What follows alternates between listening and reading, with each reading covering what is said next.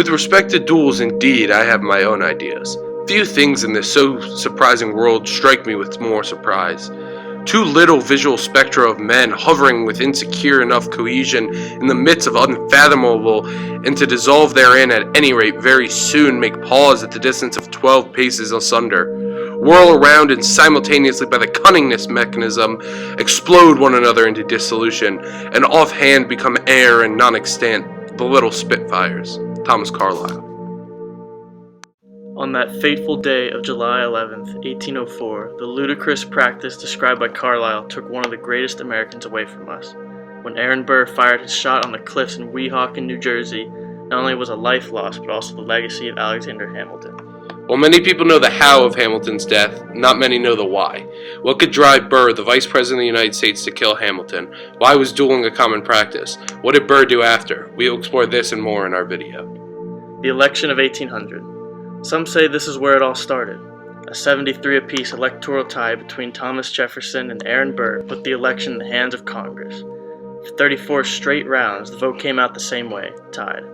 It wasn't until the 35th round that Hamilton swayed Federalist congressmen to vote Jefferson that the tie was broken and Jefferson became our third president. Then came the New York gubernatorial election of 1804. Former New York Attorney General Morgan Lewis was elected governor over Aaron Burr, the incumbent Vice President of the United States. Burr, as upset and furious as ever, recalled how Hamilton supposedly assisted Jefferson in becoming president, and now Burr lost the governor election. Burr blamed Hamilton for both his losses because of the numerous mockings and teasings Hamilton said to describe Burr in local newspapers. This is when Burr sent a letter to Hamilton that would become a chain of hostile correspondence that would boil over into the ultimate duel.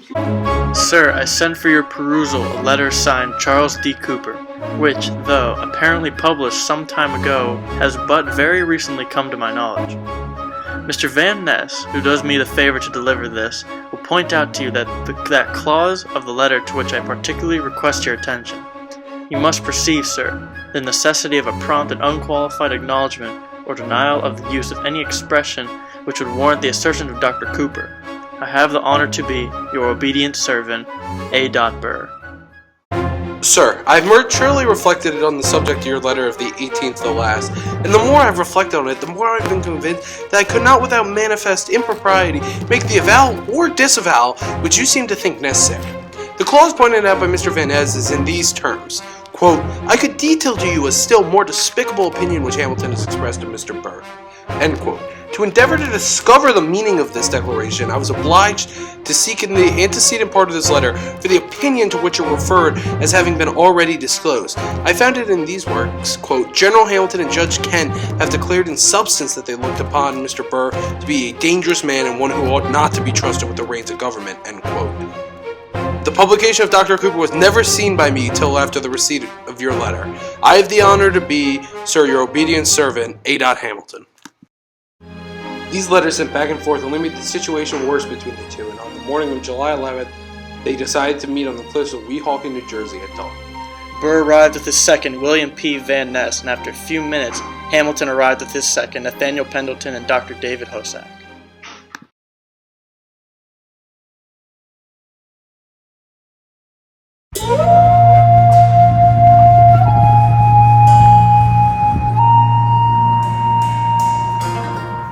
Well, if isn't Burr the loser? Quiet your mouth. Oh, Mr. Vice President. Oh, wait, I forgot you're not that anymore. Well, at least you're the governor.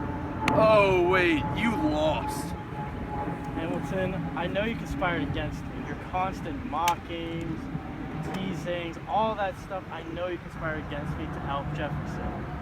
And for this reason, I challenge you to a duel. A what? A duel. And thus, the greatest duel in American history will now begin. I'm gonna end you.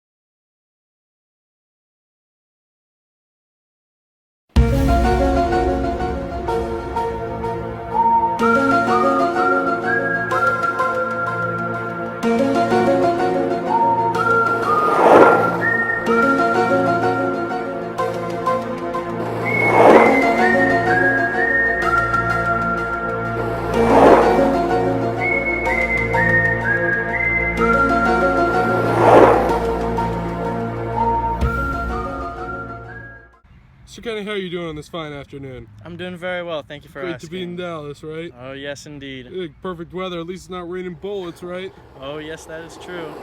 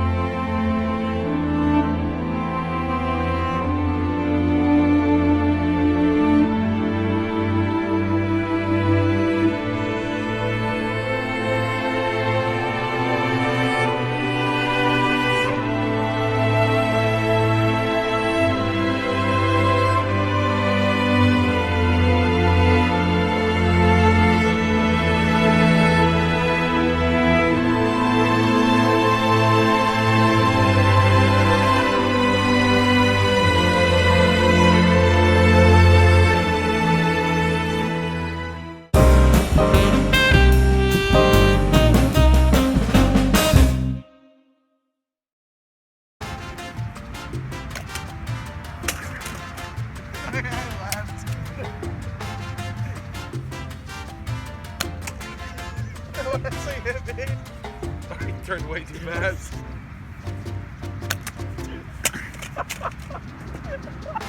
President Kenny, how are you doing today? I'm doing very well, thank you for asking. Great sir. to be in Dallas, right? Oh, very well. Perfect weather, at least it's not raining bullets, right? Ah, indeed.